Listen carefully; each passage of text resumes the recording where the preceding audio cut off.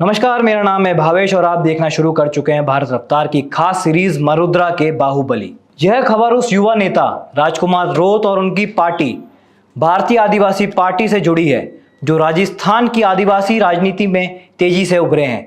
जहां एक तरफ उनकी लोकप्रियता और जमीनी जुड़ाव से उन्हें आदिवासी समुदाय का चेहरा बनाया, वहीं दूसरी ओर उन पर और उनकी पार्टी पर कई गंभीर आरोप भी लगे हैं। यहाँ हम इन आरोपों को, तथ्यों को भावनाओं और सियासी संदर्भ के साथ समझने की कोशिश करते हैं।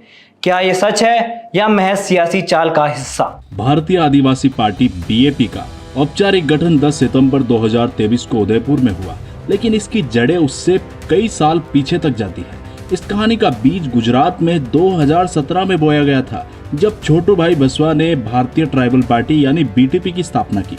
बीटीपी का मकसद था आदिवासी समुदाय के अधिकारों को सियासी मंच पर लाना, चाहे वह जमीन पर मालिकाना हक हो, शिक्षा, रोजगार में हिस्सेदारी हो या उनकी संस्कृति की रक्षा। गुजरात और राजस्थान के आदिवासी बहुल इलाकों में इस पार्टी ने तेजी से अपनी जगह बनाई। इनका सबसे बड़ा सबूत 2018 का राजस्थान विधानसभा चुनाव था, जब बीटीपी ने 2 सीटें जीत ली, 84 से राजकुमार रोत और सागवाड़ा से राम प्रसाद डिंडोर। यह जीत दक्षिण राजस्थान में एक नई सियासी चेतना का प्रतीक थी, लेकिन सियासत में हर जीत के साथ चुनौतियां भी आती है।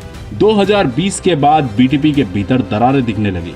राजकुमार रोत और रामप्रसाद डिंडोर को लगने लगा कि छोटू भाई बसवा का नेतृत्व उनकी उम्मीदों पर खरा नहीं उतर रहा। सूत्रों के मुताबिक राजकुमार का मानना था कि बीटीपी का फोकस गुजरात पर ज्यादा केंद्रित हो गया था, जबकि राजस्थान के आदिवासी मुद्दे जैसे बांसवाड़ा, डूंगरपुर और उदयपुर में खनन से विस्थापन, स्कूलों की कमी और बेरोजगारी पीछे छूट रही थी।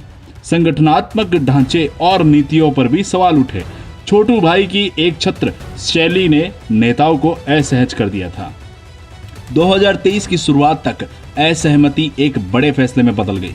राजकुमार रोत और रामप्रसाद डिंडोर ने बीटीपी से अलग होने का मन बना लिया।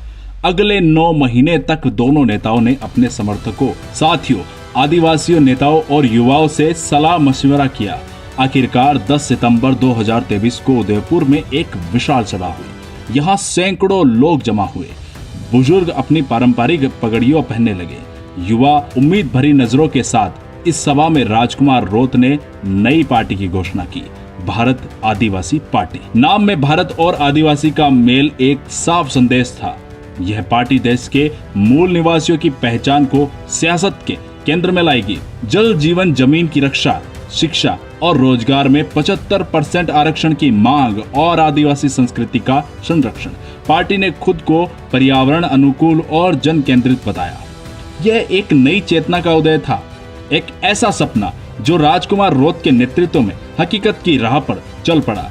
लेकिन इस तेज उड़ान के साथ ही विवादों और आरोपों का सिलसिला भी शुरू हुआ। राजकुमार रोत और उनकी पार्टी पर विरोधियों, राजनीतिक दलों और कुछ सामाजिक समूहों ने कई आरोप लगाए हैं। बीजेपी और कुछ हिंदू संगठनों का कहना है कि राजकुमार रोत अपने बयानों से समाज को बांट रहे हैं। खास तौर पर उनका यह दावा है कि आदिवासी ना हिंदू है, ना मुस्लिम है, ना सिख है और ना ईसाई है, और जनगणना में अलग धर्म कोड की मांग विवाद में है। बीजेपी प्रदेश अध्यक्ष मदन राठौड़ ने अगस्त 2024 में कहा, राजकुमार रोत समाज को तोड़ने का काम कर रहे हैं। समाज एक है, लेकिन यह कहना कि हम यह नहीं है, हम वह नहीं है, यह गलत है। तर्क है कि आदिवासी समुदाय की पूजा पद्धति और संस्कृति अलग है, जो किसी भी समुदाय और धर्म से मेल नहीं खाती। वह इसे पहचान की लड़ाई बताते हैं, लेकिन विरोधी से हिंदू समाज से अलग होने की कोशिश कहते हैं। यह मुद्दा भावनात्मक और सांस्कृतिक है।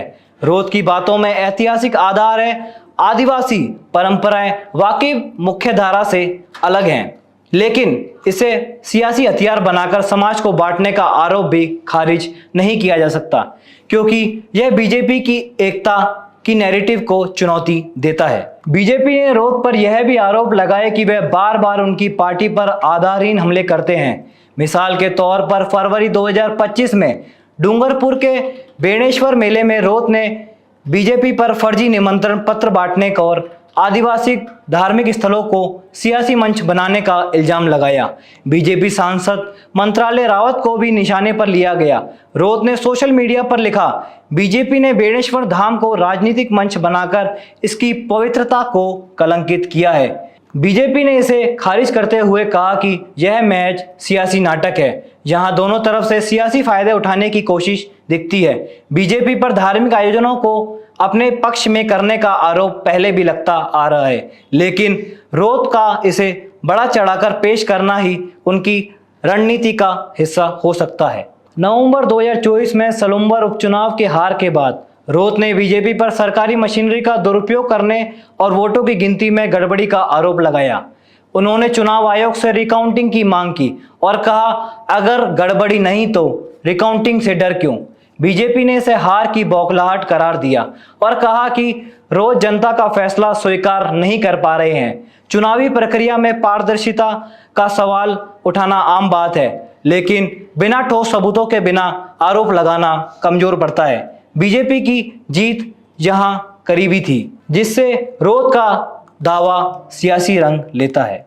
इन आरोपों के पीछे सियासत का खेल साफ है। बीजेपी और रोत के बीच यह टकराव सिर्फ विचारधारा का नहीं बल्कि आदिवासी वोट बैंक की लड़ाई का है।